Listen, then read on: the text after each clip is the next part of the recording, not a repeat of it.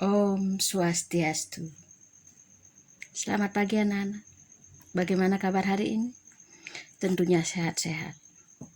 Yang sakit, silahkan ke dokter, minum obat, kemudian istirahat. Yang penting konfirmasi sama guru mata pelajarannya masing-masing.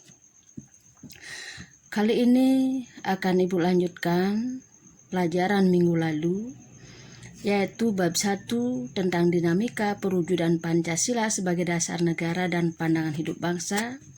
Nah, kita lihat sekarang sub bab 3-nya, yaitu nilai-nilai Pancasila dalam berbagai bidang kehidupan.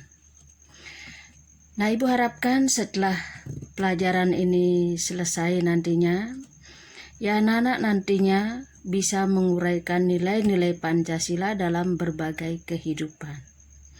Nah, kemudian menampilkan perilaku perwujudan Pancasila dalam kehidupan sehari-hari. Ya, artinya bagaimana anak-anak melaksanakan Pancasila dalam kehidupan sehari-hari.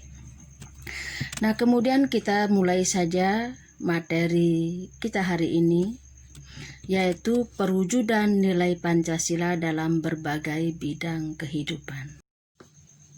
Nah, kalau kita lihat yang pertama, perwujudan nilai-nilai Pancasila dalam bidang politik dan hukum, dapat kita lihat berbagai hal.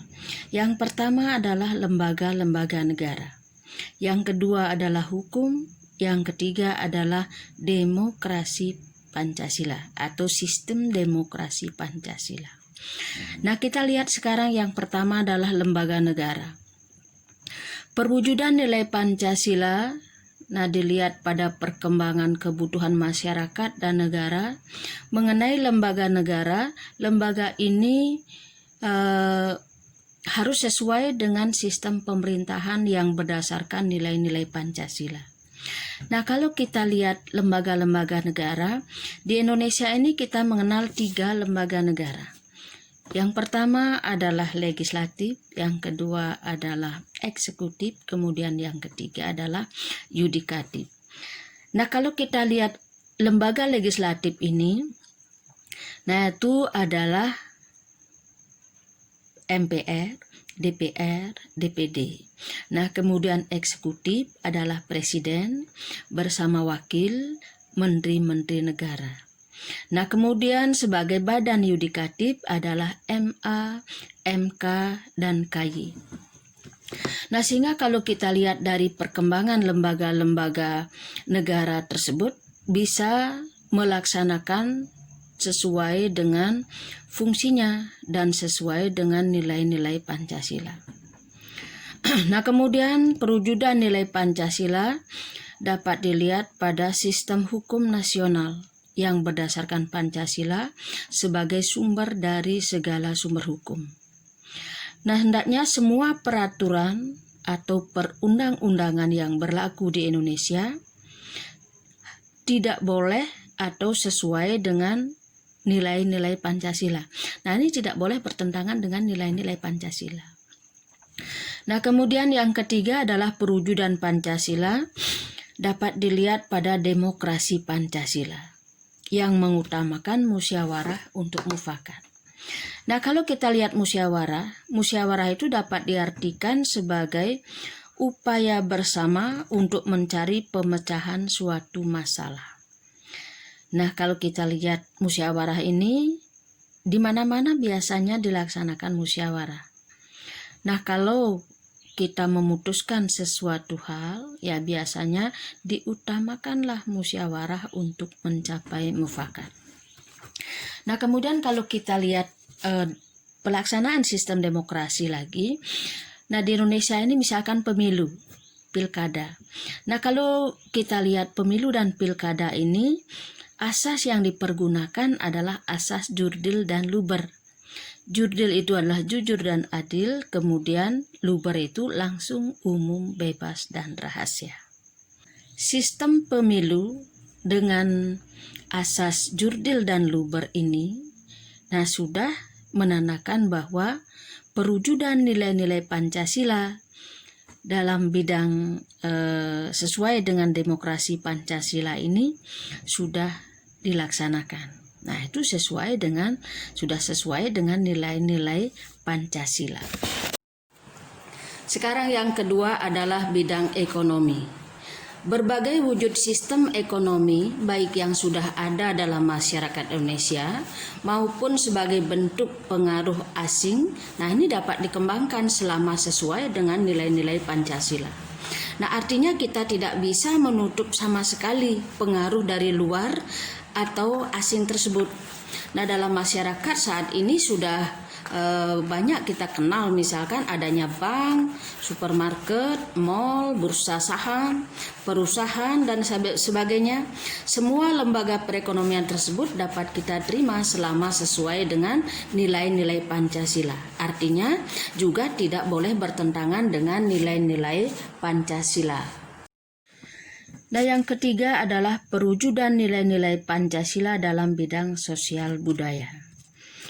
Dalam hal ini kita dapat lihat ada beberapa hal sebagai berikut. Yang pertama adalah budaya asing yang bertentangan dengan nilai-nilai Pancasila perlu dicegah perkembangannya dalam proses pembangunan.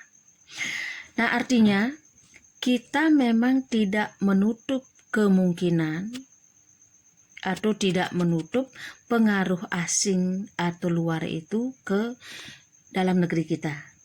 Yang penting pengaruh asing itu sesuai dengan nilai-nilai Pancasila. Nah, kalau memang tidak sesuai dengan nilai-nilai Pancasila, nah ini perlu kita cegah. Nah, yang kedua, kalau kita lihat nilai sosial budaya, sebenarnya kita sudah memiliki di masyarakat, yaitu sistem musyawarah, kegotong royongan, kekeluargaan. Nah, inilah yang perlu kita pelihara, kemudian wariskan kepada generasi muda kita. Nah, ini kalau kita lihat sosial budaya harus kita kembangkan. Nah, ini menuju modernisasi yang sesuai dengan jiwa Pancasila. Nah, kita lanjutkan sekarang perwujudan nilai-nilai Pancasila dalam bidang pertahanan negara. Nah, ini dapat kita lihat pada Undang-Undang Dasar Negara Republik Indonesia tahun 1945, yaitu pasal 27 ayat 3 dan pasal 30 ayat 1. Nah, kalau kita lihat bunyi pasal 27 ayat 3 ini adalah tiap-tiap warga negara berhak dan wajib ikut serta dalam usaha pembelaan negara.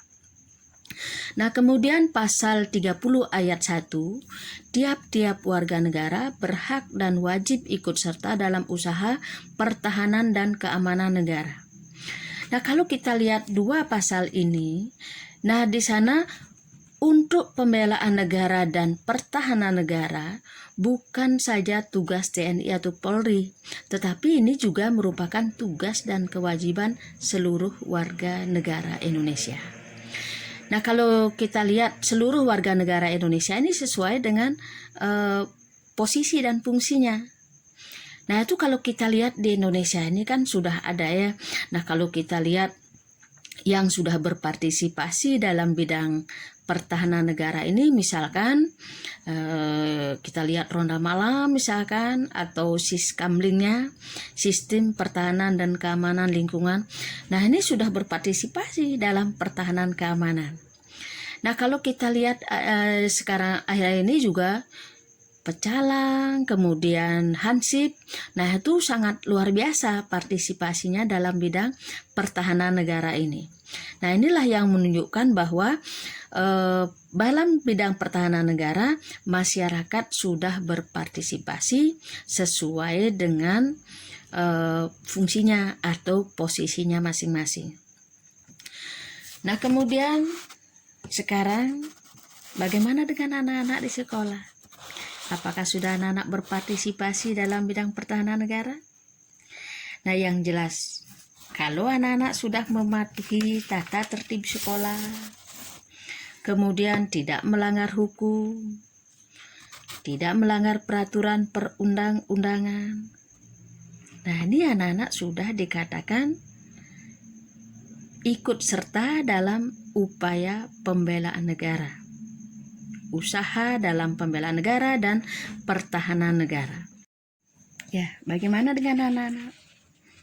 Apakah sudah berpartisipasi dalam pembelaan negara atau pertahanan keamanan ini? Ya, yang penting anak-anak sudah menaati tata tertib sekolah, tidak melanggar hukum, tidak melanggar peraturan perundang-undangan yang berlaku. Artinya anak-anak sudah ikut berpartisipasi dalam pembelaan dan pertahanan negara ini. Anak-anak hendaknya lakukan itu semua, bukan di sekolah saja, di lingkungan masyarakatnya, di rumah. Nah, hendaknya jangan sampai melanggar peraturan yang ada di rumah, di masyarakat, dan di lingkungan sekolah. Nah, itulah 4 bidang yang kita pelajari, yaitu yang pertama dalam bidang politik dan hukum, yang kedua bidang ekonomi, yang ketiga adalah bidang sosial budaya, yang keempat adalah bidang pembelaan dan pertahanan negara. Nah, yang perlu kita lakukan sekarang adalah tidak saja mempertahankan Pancasila sebagai dasar negara, tetapi yang diinginkanlah bagaimana kita menghayati dan mengamalkan nilai-nilai Pancasila dalam kehidupan sehari-hari. Yang jelas, perbuatan yang baik, nah itu bisa dikatakan anak-anak sudah melaksanakan Pancasila dan Undang-Undang Dasar 1945. Nah, untuk hari ini kita cukupkan sekian dulu. Nanti kalau anak-anak mungkin ada pertanyaan, silahkan hubungi Ibu. Hari ini Ibu akhiri dengan Pramasandi. Om Santi Santi Santi Om.